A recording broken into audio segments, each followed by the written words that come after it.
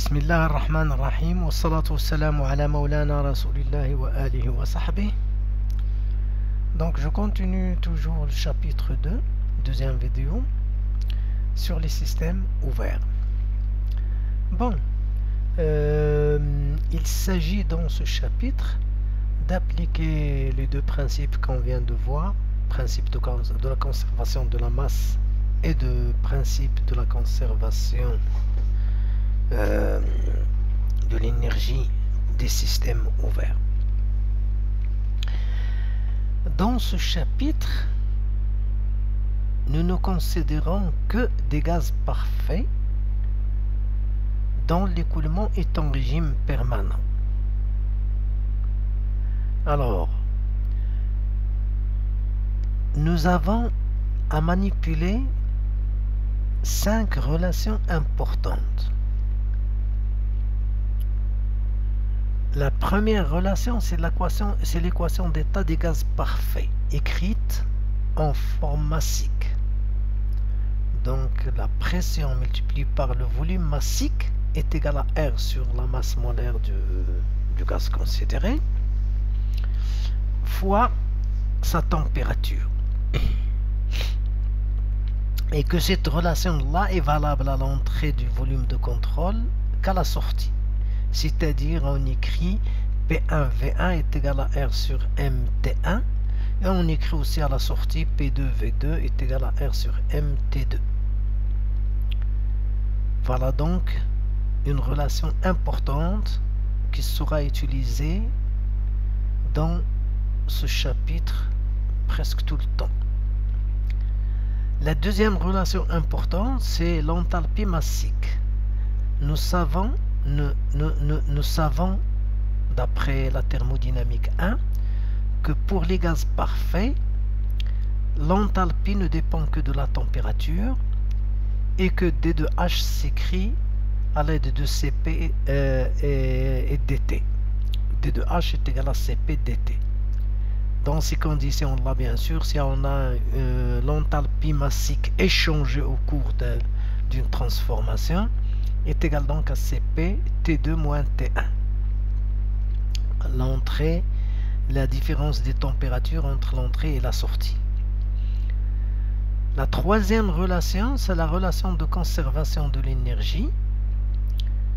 Pour les systèmes ouverts, nous savons que la variation de l'énergie, de cette énergie-là, la variation de cette quantité-là, est égale au travail échangé plus la chaleur échangée au cours de la transformation. Ici donc il s'agit d'une transformation élémentaire. Et ceci est vrai en régime permanent. Alors, dans le cas d'une variation entre l'entrée et la sortie, on écrit alors, cette quantité-là est écrite pour la sortie, moins la même quantité écrite pour l'entrée, est égale donc à W12, c'est-à-dire le travail échangé et la chaleur échangée dans le volume de contrôle. La loi de conservation de la masse, en régime permanent, on sait que le débit entrant est égal au débit sortant et que la relation entre le débit et la section et la vitesse s'écrit sous cette forme-là, dans laquelle petit v ici, c'est le volume massique comme celui écrit ici pour les gaz parfaits, c'est le volume massique. Alors, la cinquième relation, c'est le rendement. Alors, pour le rendement, on a deux types de rendement. Dans le cas, on appelle ce rendement-là le rendement isentropique. Dans le cas d'une machine réceptrice, comme le compresseur par exemple, pour le compresseur c'est un élément qui comprime le gaz. Il a besoin d'énergie, il reçoit l'énergie, donc c'est une machine réceptrice. alors son rendement isentropique, il est égal au travail qu'on lui donne dans les conditions idéales, c'est-à-dire dans les conditions parfaites. Notre machine compresseur est parfait, donc quand on lui donne du travail, on lui fournit moins de travail et elle effectue ce qu'on lui demande. Alors que dans les conditions réelles, la machine n'est pas totalement parfaite, donc il demande plus de travail que ce que l'on peut imaginer dans les conditions de l'isentropie. Et c'est pour cela que le rendement donc est un nombre compris entre 0 et 1. La même chose ici pour le rendement isentropique d'une machine motrice comme la turbine.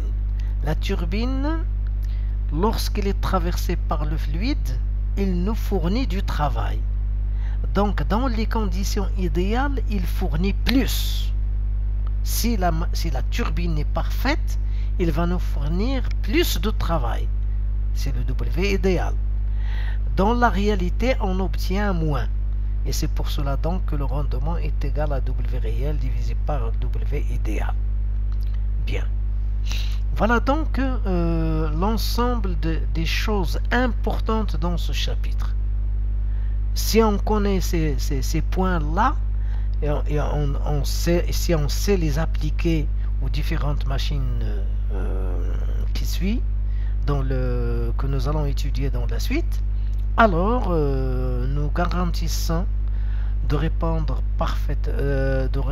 correctement aux exercices de ce chapitre. Bien. Alors, faisons ces applications-là, on va les étudier donc pour chacun des éléments qui suit. Le premier élément, c'est la vanne de détente ou bien la détente à travers une vanne.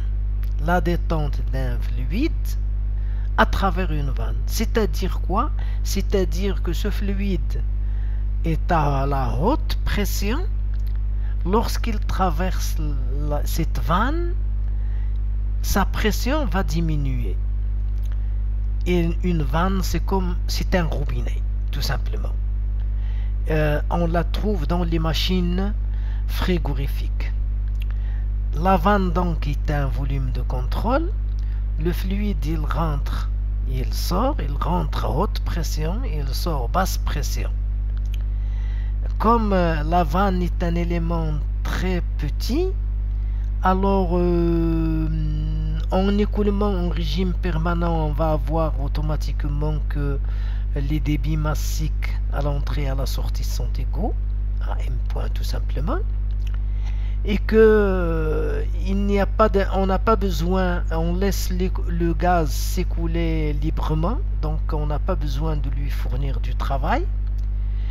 Et comme la machine a des dimensions très faibles, le gaz il rentre, il sort tout de suite, donc on va dire que cette situation-là est adiabatique, ce qui fait alors que dans l'équation du premier principe de la thermodynamique des systèmes ouverts, nous avons pas d'échange de travail et pas d'échange de chaleur, les conditions d'adiabaticité. Il reste que ce terme à l'entrée est égal à lui-même à la sortie. Mais comme la vanne aussi, son entrée et sa sortie sont approximativement aux mêmes positions d'altitude, donc le Z1 est approximativement égal à Z2, donc ce GZ va disparaître. Il reste alors l'enthalpie HE plus CE au carré sur 2 est égal à HS plus CS au carré sur 2. il faudrait savoir que le gaz il rentre et il sort, donc cette variation aussi de vitesse est quasi nulle. Donc notre machine, vanne de détente, est isenthalpique, c'est-à-dire que HE est approximativement égal à HS.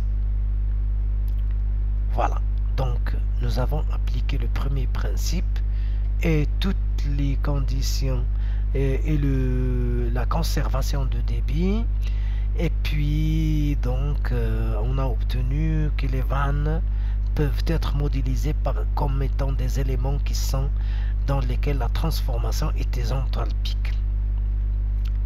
Une vanne est modélisée comme étant un élément qui est isenthalpique, c'est-à-dire que l'enthalpie de mon fluide à l'entrée est égale à l'enthalpie à la sortie. Et c'est ce que vous devez faire normalement en travaux pratiques pour les machines frigorifiques.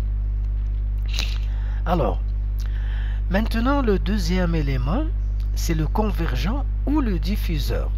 Le convergent, c'est cet élément-là dans lequel la section d'entrée est supérieure à la section de sortie. Et le divergent, c'est lorsque la section d'entrée est inférieure à la section de sortie. On l'appelle divergent, cet élément-là, on l'appelle divergent ou on l'appelle diffuseur. Donc un convergent et un diffuseur. Un convergent et un diffuseur.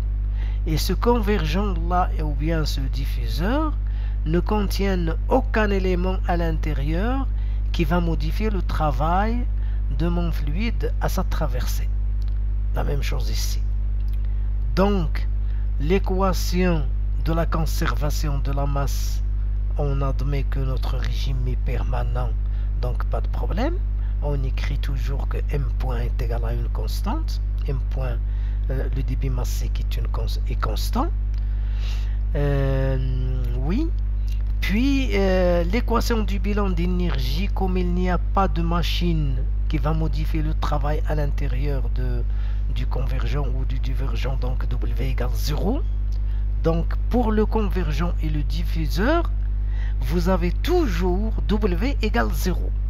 On écrit alors l'équation du premier principe sous cette forme-là.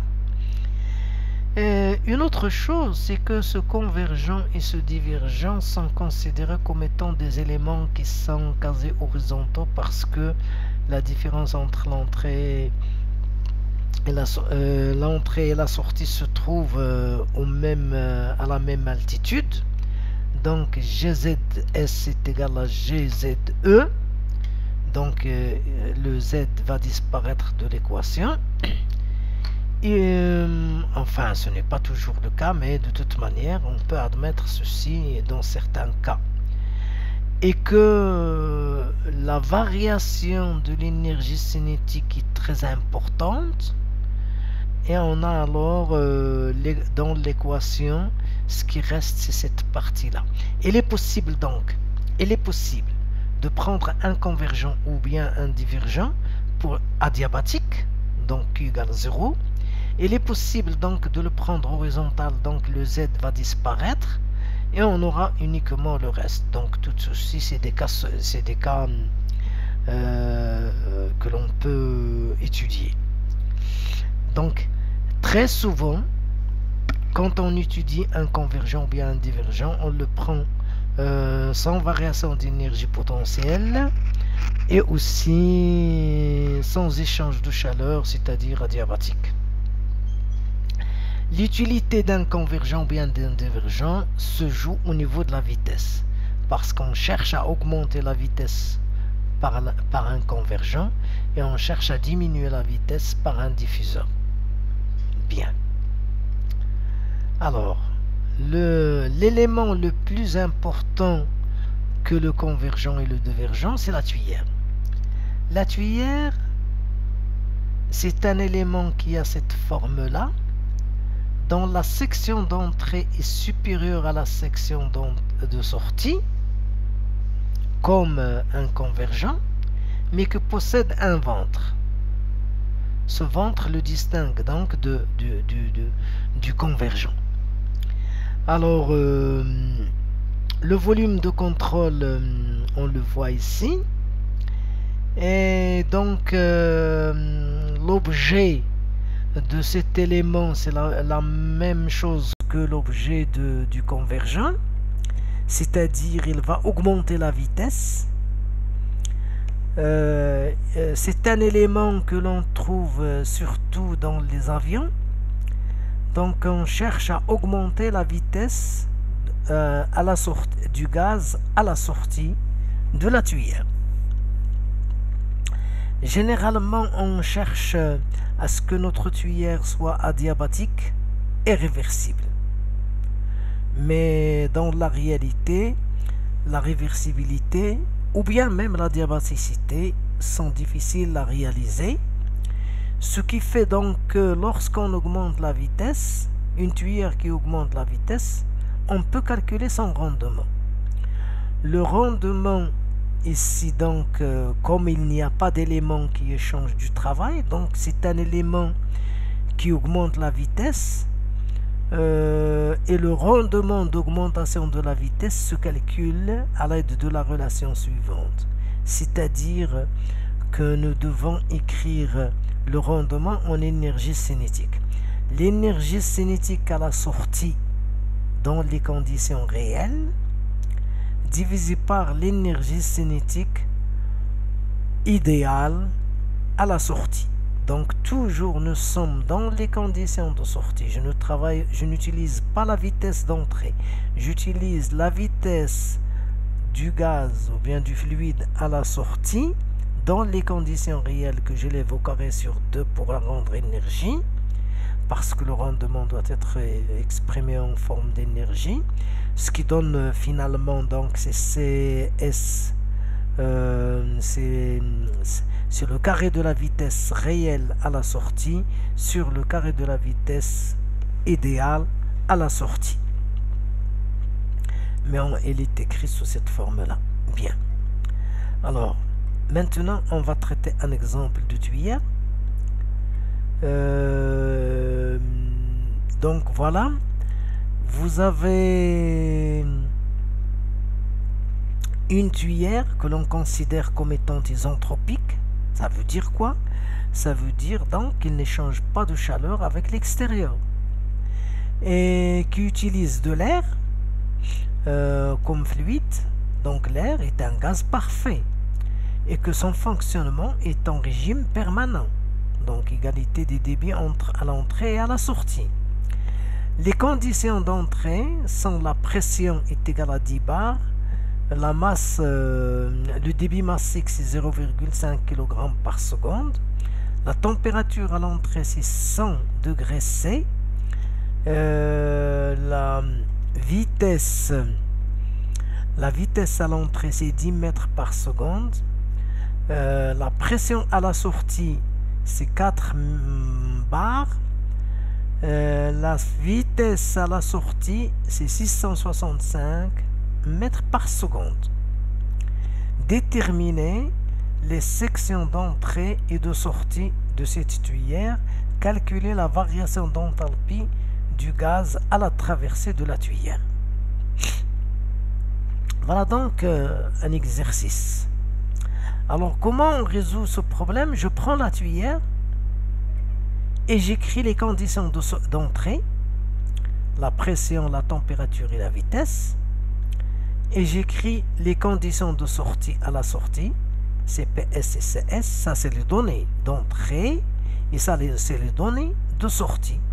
Et je sais que le débit c'est M point est égal à 0,5 kg par seconde, le débit massique.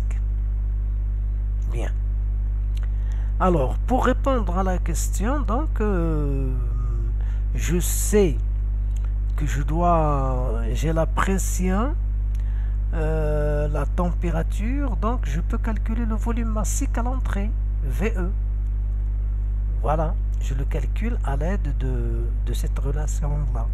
Parce que VE est égal à R sur la masse molaire, multiplié par TE sur PE. TE et PE sont connus, la masse molaire c'est l'air, Donc VE, je sais le calculer. Il me manque, je n'ai ici que la pression. Mais je sais que la transformation ici, à travers la conduite tuyère, est isentropique. Donc la relation TP ou bien PV à la puissance gamma est une constante. Donc je peux utiliser TP à la puissance 1 moins gamma sur gamma, qui donne donc TS à la sortie en fonction du rapport des pressions. Sous cette forme-là. Alors, je sais que par application numérique, en principe, je vais obtenir 14,1 degrés C. Donc, j'obtiens la température à la sortie. Ici, j'ai la température à la sortie, donc je peux calculer aussi le volume massique à la sortie, parce que je sais que PV est égal à R sur MT, qui me donne donc V à la sortie par cette relation-là. On obtient donc par application numérique cette relation. Donc voilà, donc les conditions de gaz parfait et la nature de la transformation m'ont permis de calculer les termes qui manquent comme variable d'état de mon fluide, que ce soit à l'entrée ou à la sortie. Alors, puisque j'ai le régime permanent, donc la section à l'entrée est égale à M point VE sur CE, parce que je sais que M point est égal à A fois C sur V. Donc je sais calculer la section d'entrée à l'aide du débit. J'obtiens donc ce résultat. Et la section de sortie à l'aide toujours du débit me donne donc ce résultat là, en utilisant bien sûr le volume massique à la sortie et la vitesse du fluide à la sortie. Bien, donc je viens de calculer donc les relations que j'ai dit au début du chapitre sont très utiles.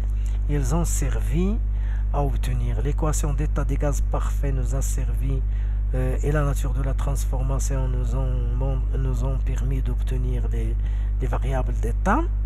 Pour les sections d'entrée et de sortie, nous les avons obtenues à partir du débit massique et des variables d'état bien sûr.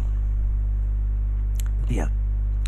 Pour calculer la variation d'enthalpie, je sais que la variation d'enthalpie est égale à Cp Ts moins Te. Ou bien, je peux écrire que delta de H est égal à cette expression-là parce que la tuyère est adiabatique et elle n'échange pas de travail. Il n'y a pas d'éléments qui travaillent à l'intérieur de la machine. De plus, elle est horizontale. Donc, delta de H est égal à CE au carré moins CS au carré sur 2. Si je veux utiliser cette relation-là, donc je dois utiliser par exemple gamma égale 1,4 et Cp est égal à gamma R sur gamma moins 1 et avec Ts connu et Te connu d'après les données de l'exercice. Donc j'obtiens delta H. En principe, je dois obtenir la même valeur que j'utilise cette relation ou l'autre. Voilà donc pour le calcul de la variation d'enthalpie.